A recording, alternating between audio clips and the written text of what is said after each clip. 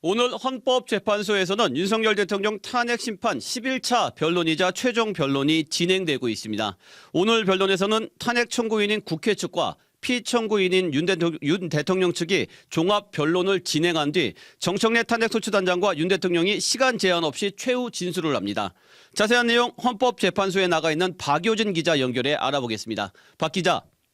네, 헌법재판소에 나와 있습니다. 네, 오늘 윤 대통령 탄핵 심판 마지막 변론입니다. 지금은 어떻게 진행되고 있나요?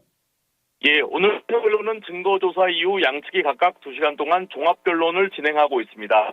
앞서 국회 측 종합변론이 증거조사 이후 오후 3시 15분쯤 시작됐고 1시간 정도 진행하다 잠시 휴정한 뒤 변론이 재개돼 곧 마무리될 것으로 보입니다. 이후 피청구인인 윤 대통령 측 역시 2시간 동안 종합변론을 진행하고 나서 마지막으로 국회 탄핵소추인단 대표 정청래 의원과 탄핵심판 당사자인 윤 대통령이 직접 최후 진술을 하게 됩니다. 네, 오늘이 윤 대통령 탄핵 심판의 마지막 변론이니까 양측 모두 만반의 준비를 했을 것 같은데요. 먼저 국회 측 종합 변론의 핵심은 무엇이었나요? 네, 국회 측은 윤 대통령이 선포한 비상계엄은 위헌유법적 요소로 가득한 만큼 탄핵이 인용돼 파면돼야 한다고 주장했습니다.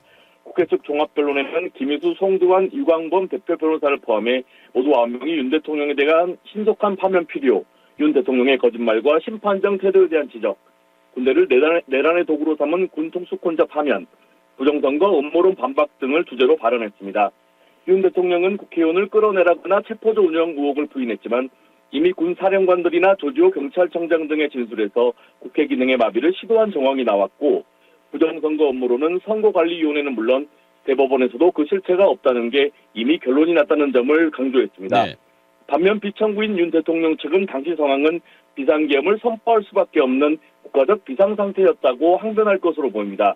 더불어민주당 등 야당의 공직자 줄탄핵과 과도한 예상 삭감 등으로 국정이 마비될 정도였다고 심각했다는 건데요. 그리고 비상계엄 선포를 두고 부상자 한 명 발생하지 않은 평화적 계엄이자 야당의 폭거에 맞선 경고형 계엄이었다는 주장과 함께 부정선거 의혹을 밝히기 위해 필요한 조치였다는 점도 부각할 것으로 보입니다. 네, 오늘 변론의 가장 큰 관심사는 아무래도 윤석열 대통령의 최후 진술이잖아요. 저녁 늦게 시작될 것 같은데 어떤 내용이 담길 것으로 예상됩니까? 예, 그렇습니다. 윤 대통령은 지난 10차례의 변론에서 여러 차례 자신의 의견과 생각을 드러내기는 했습니다. 이번 탄핵 심판에 대한 윤 대통령의 생각은 어느 정도 예상할 수 있는데 우선 사회적 혼란을 초래한 상황에 대한 유감 표명을 넘어 대국민 사과까지 담길지가 관심입니다. 그리고 또 하나의 관심사는 탄핵 심판 결과를 겸허히 수용하겠다는 입장이 담길지인데요. 어떤 결과가 나오더라도 적지 않은 사회적 혼란이 예상되는 상황에서 윤 대통령이 이 같은 입장이 최후 진술에 포함돼야 갈등과 분열을 최소화할 수 있다는 지적 때문입니다. 네, 박 기자. 앞서 헌재에서 증거 조사도 진행됐는데요. 어떤 내용들이 다뤄졌는지도 궁금합니다. 예, 국회 측은 국회에 들어간 계엄군이 단전하는 영상과 김현태 육군 특수전사령부 707 특수임무단장이 헌재에서 한 증언과 달리 텔레그램을 통해 국회의원이 국회 본회의장 안으로 들어가지 못하도록 막아야 한다는 내용 등의 언론 보도에 대한 증거 조사를 진행했습니다. 김 단장은 본청 정문 등을 확보하기 위해 계엄군을 안으로 진입시켰다고 주장했지만 부하들과 함께 있었던 텔레그램 대화방에서는 국회의원의 계엄 해제안을 가결할 정족수가 모이는 것을 막기 위해 계엄군이 들어간 것으로 해석될 여지가 있는 대화들을 남겼습니다. 반면 윤 대통령 측은 국가보안법 위반으로 처벌받은 이력이 있는 국회의원들이 야당 국회의원으로 활동하고 있는 등 자유민주주의 수요에 위협이 되고 있다는 상황을 주장했습니다. 네, 박 기자. 오늘 예상대로 변론이 종결된다면 지난해 12월 국회에서 탄핵소추안이 가결된 지 73일 만이네요. 네, 맞습니다. 지난해 12월 14일 윤 대통령에 대한 두 번째 탄핵소추안이 국회를 통과했고 73일 만인 오늘 변론이 종결됐습니다.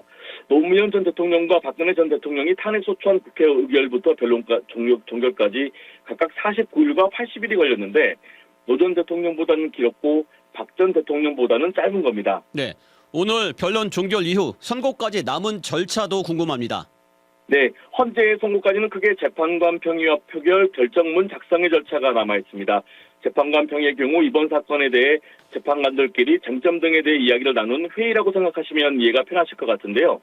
이후 탄핵 인용과 기각을 두고 표결을 진행하게 됩니다. 표결 결과를 토대로 주심인 정영식 재판관이 결정문을 작성하게 되는데 소수 의견이 있을 경우 결정문에 포함될 수 있습니다. 노무현 박근혜 전 대통령 탄핵 심판 당시 변론 종결부터 선고까지는 각각 11일과 14일이 걸렸습니다. 탄핵 소추안 가결에서 최종 변론까지 걸리는 기간과 변론 횟수 모두 이전에 탄핵 소추됐던 두 대통령의 중간 정도였다는 점을 고려할 때 늦어도 다음 달 중순쯤 선고 결과가 나올 것으로 예상됩니다. 네, 탄핵 심판 최종 변론이 진행되면서 윤 대통령 지지층이 결집해서 헌재를 향한 막말 집회도 이어지고 있다면서요?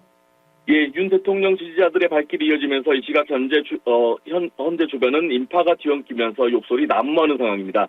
윤 대통령 지지자들은 탄핵 심판 변론이 열리기 5시간 전부터 양측의 태극기와 손팻말을 들고 모였고 특히 헌재 정문 앞은 지지자들이 몰리면서 점차 긴장감이 고조되고 있습니다.